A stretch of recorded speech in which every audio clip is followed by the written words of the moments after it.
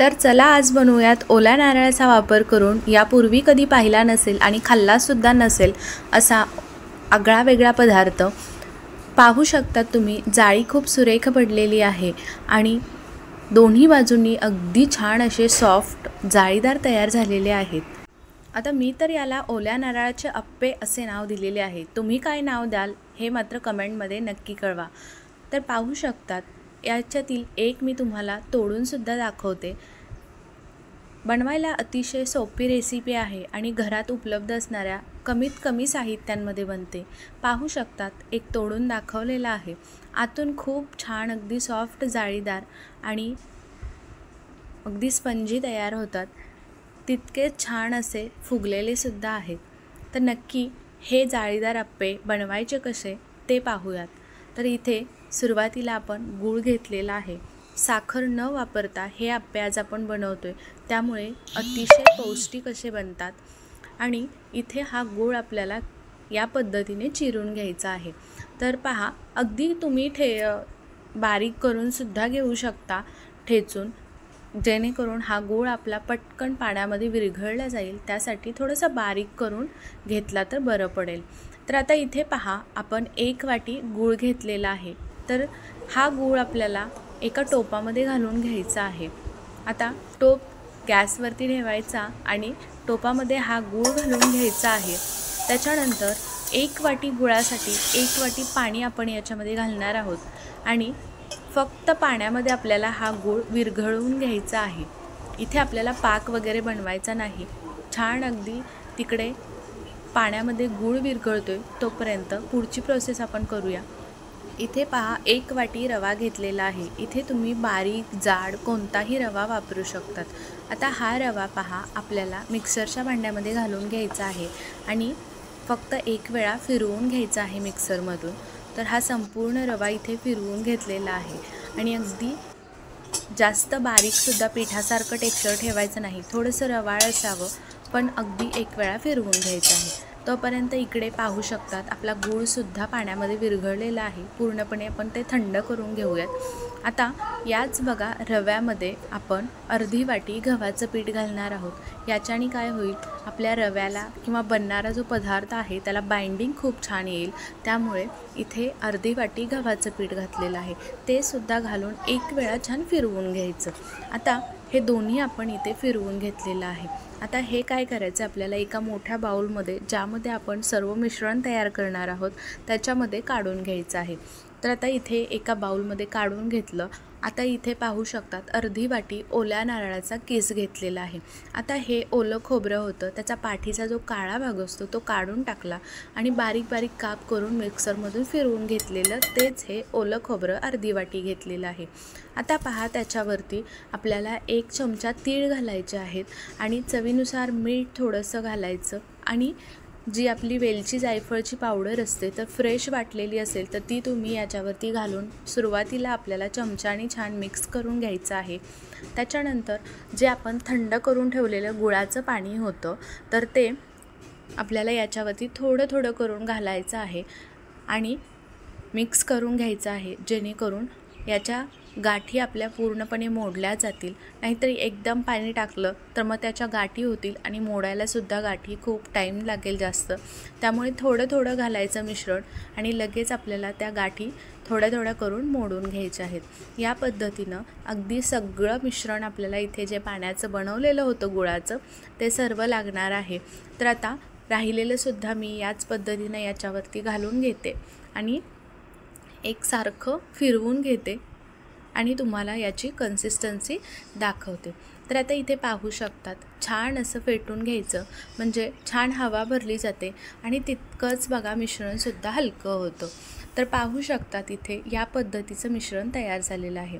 तर अजून थोडंसं घट्ट आहे, त्यामुळे याच्यामध्ये आपल्याला अर्धी वाटी दूध घालायचं आहे। दूधसुद्धा आपल्याला थोडं थोडं करूनच घालायचं आहे। पाहू शकतात सुरुवातीला मी पाव वाटी घातलं आणि आता इथे अजूनही याचं थोडंसं टेक्स्चर दाटसर वाटते, त्यामुळे राहिलेलं पाववाटीसुद्धा मी याच्यामध्ये घालून घेते। आता आपल्याला परत 1 वेळा छान मिक्स करून घ्यायचं आहे, एकाच दिशेने फिरवून घ्यायचं आता कन्सिस्टन्सी पाहू शकता, बरोबर झालेली आहे. जसं आपल्याला मिश्रण हवं आहे त्या पद्धतीचं झालेलं आहे. एक 10 मिनटं छान मिश्रण भिजायला ठेवायचं, म्हणजे जेणेकरून त्याच्यातील जो रवा आहे तर तो छान फुलला जाईल. इथे पाहू शकतात परत दाटसरपणा थोडंसं आलेलं आहे, पण अगदी परफेक्ट कन्सिस्टन्सी आहे. तर आता याच्यामध्ये आपल्याला अगदी चमच्याच्या टोकावरती, म्हणजेच पाव चमचा इथे खाण्याचा सोडा वापरायचा आहे. खाण्याचा सोडा घातला की आपल्याला परत एक वेळा छान हे मिश्रण फेटून घ्यायचं आहे. आता पाहू शकतात फेटून घेतलं, अगदी परफेक्ट मिश्रण तयार झालेलं आहे. आता काय करायचं आहे, जो अप्पे पॅन असतो आपल्याकडे तर त्याला आपल्याला पहा ग्रीस करून घ्यायचं आहे. इथे तुम्ही तेल वापरू शकता, पण मी इथे तुपाने ग्रीस करून घेते. त्याच्यामुळे काय होईल, चव खूप छान लागते या अप्पेची. तर आता याच्यामध्ये पहा आपल्याला सुरुवातीला जे साईडचे खण आहेत तर त्याच्यामध्ये आपल्याला हे बॅटर घालून घ्यायचं आहे.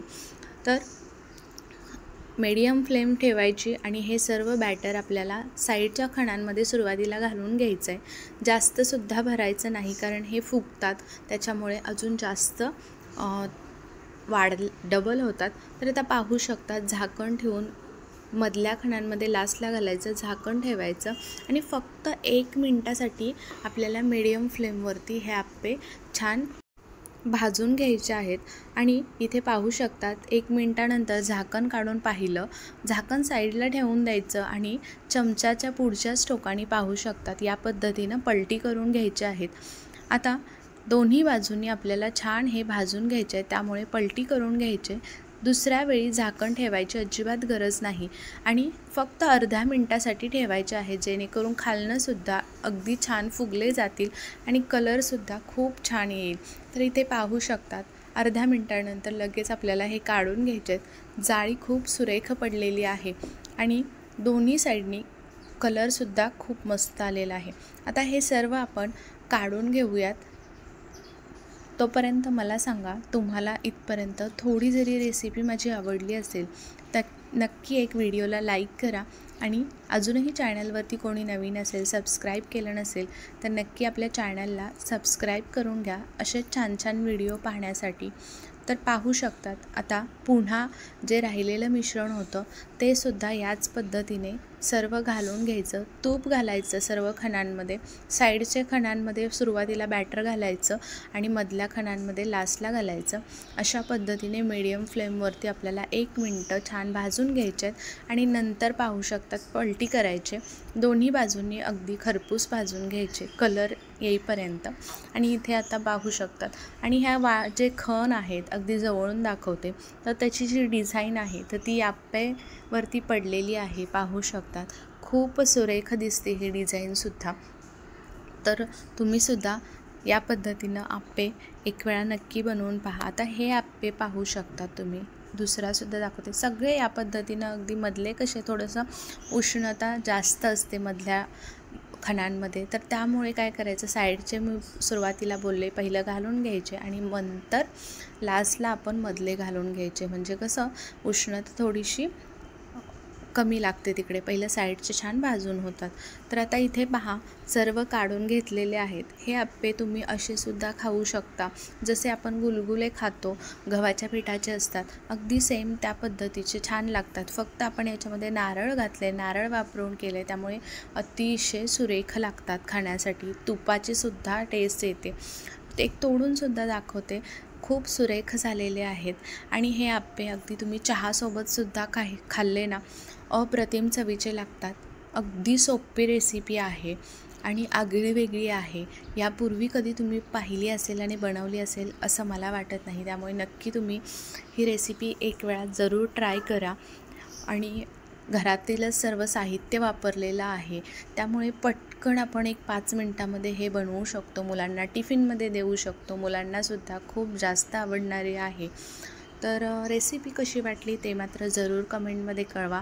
रेसिपी कोणत्याही क्षणी थोडी जरी आवडली असेल तर व्हिडिओला एक लाईक, एक सबस्क्राईब जरूर करा. चला उद्या पुन्हा भेटू अशा छान रेसिपीसोबत. तोपर्यंत बाय बाय.